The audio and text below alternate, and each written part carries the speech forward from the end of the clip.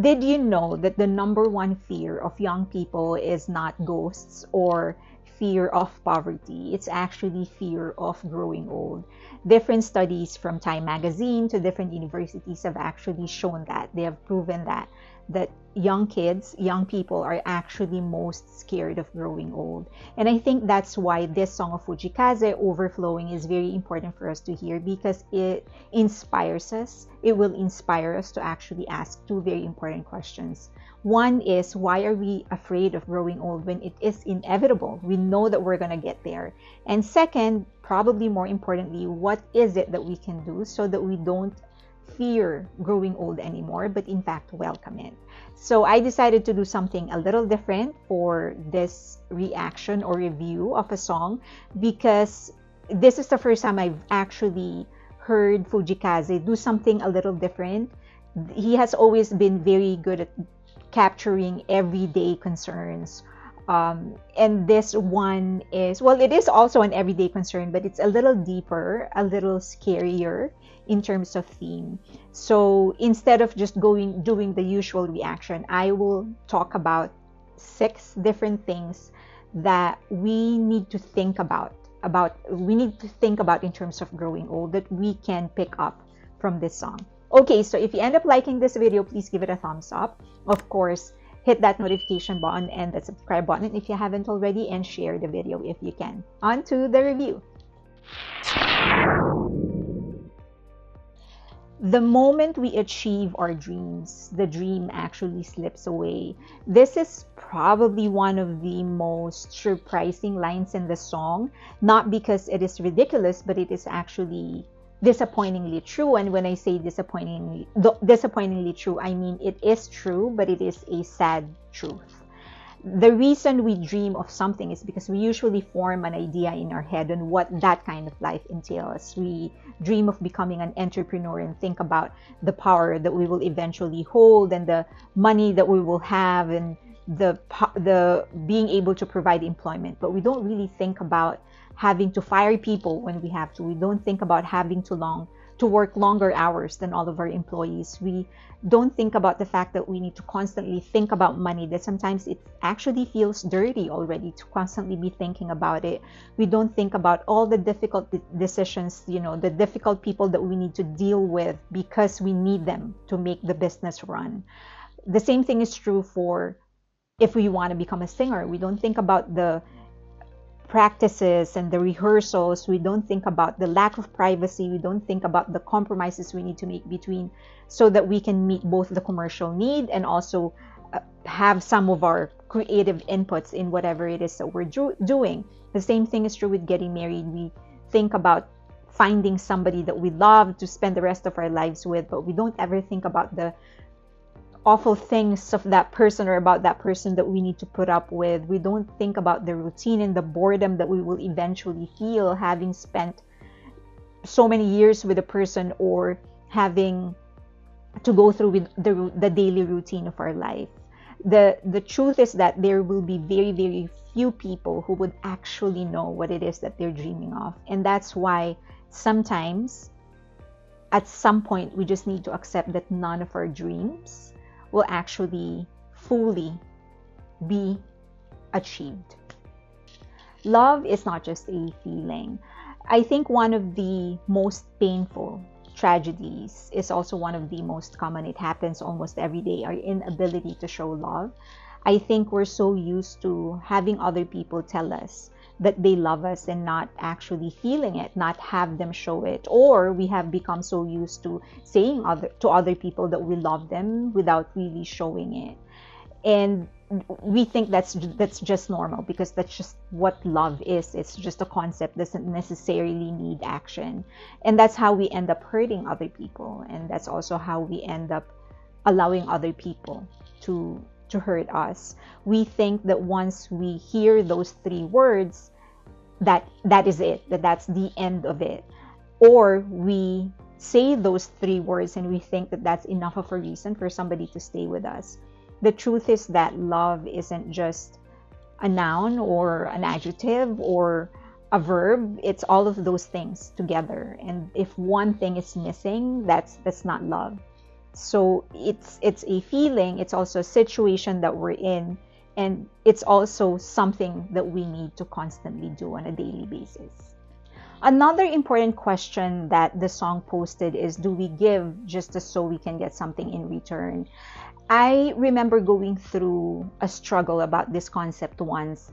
I had a friend who I helped because she was going through some financial difficulties for several years, and she would ask me for financial assistance, and I would provide it, and I did it wholeheartedly, and I would do it again in a heartbeat. But she never thanked me for it.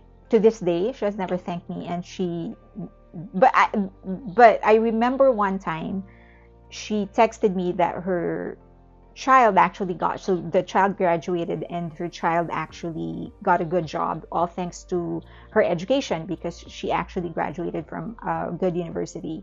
And I remember feeling really good for the child, that number one, because now she has a better future.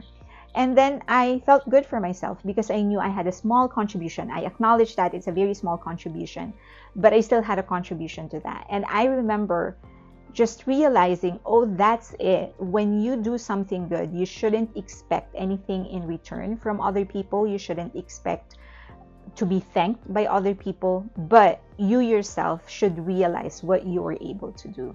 I think that's the key. You shouldn't be expecting acknowledgement from other people, but you yourself should acknowledge the good that you have done. Don't let pain consume the best of you. I think this song did a really good job in making me realize that you won't truly be free of your baggage unless you actually appreciate pain. It doesn't mean that you should be a masochist. It simply means that you have to accept the inevitability of that pain, the reality of it, the fact that you can't change it, and then the lessons that you should be learning from it. You shouldn't allow that, though, to consume the best of you, because then you will have nothing left but the worst of you for the rest of your life and for the rest of other people that you will be meeting in your life. Not trusting anybody, for example, because your best friend once betrayed you. So that would mean that, sure, your best friend betrayed you once, but then you have been betraying yourself. Sure, your best friend may have hurt you, but then you have been hurting other people since then. At the end of it, you need to acknowledge that the past happened and that it was painful, but it shouldn't stay within you. So in other words, do not allow your past painful experience to consume the best of you and leave nothing but your worst for the rest of your life. When you have nothing to give, always remember that you have time.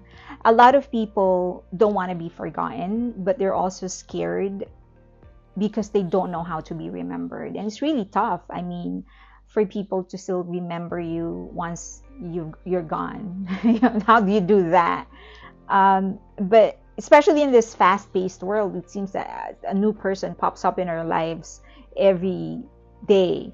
But this song actually offers something simple, a simple solution. And it is just to be useful. Remember that once you have nothing else to give, you have no money or whatever, nothing to give, you have time. And so that's what you can give them, whether it's babysitting for a friend or helping them paint their house or helping them cook, or just be useful. Just give them your time of day in big or small ways, and they will remember you, because the truth is that in our deathbed, we don't remember the best vocal performance of our favorite singer or the best movie we have ever watched. We remember the people that we love and the people who loved us and the people who helped us. That's who we remember, and that's who we thank, and that's what fill our hearts in our deathbed. And so that's the best thing that you can do when you have nothing to give. Remember, you have time, and so you can give them that. Once we filled our day, the night won't be so scary. I think that's the key. For as long as we know that from here forward, we'll just do our best to help, our best to listen, our best to love, then there won't be any regret because there's nothing else you could have done, right? You've given it, you've everything you've got, and that was all of you. And so there's no stones unturned. You know that it couldn't have been better because that was already your best.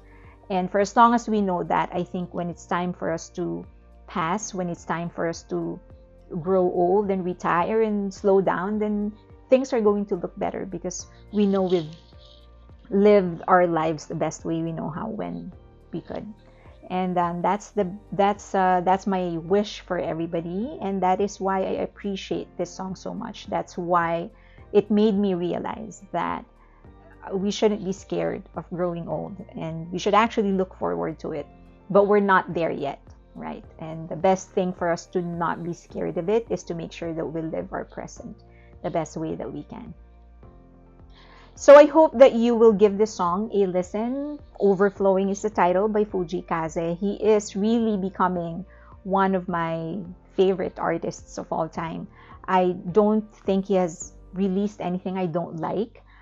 Everything that he has released, it has always spoken of important sentiments and important emotions, something that I always am able to relate to. So please give him a listen, give him a chance. And I hope that this video was helpful. Thank you so much.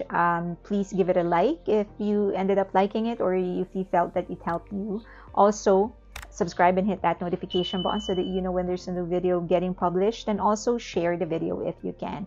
Please follow me on all the social media links that you see on your screen right now, especially on X or Twitter, on my Patreon, and on my Instagram. I will be announcing some exciting personal projects that I am doing. Well, exciting for me. I hope it excites you too. So please follow me on Instagram, on X, and on my Patreon. Thank you. I appreciate you.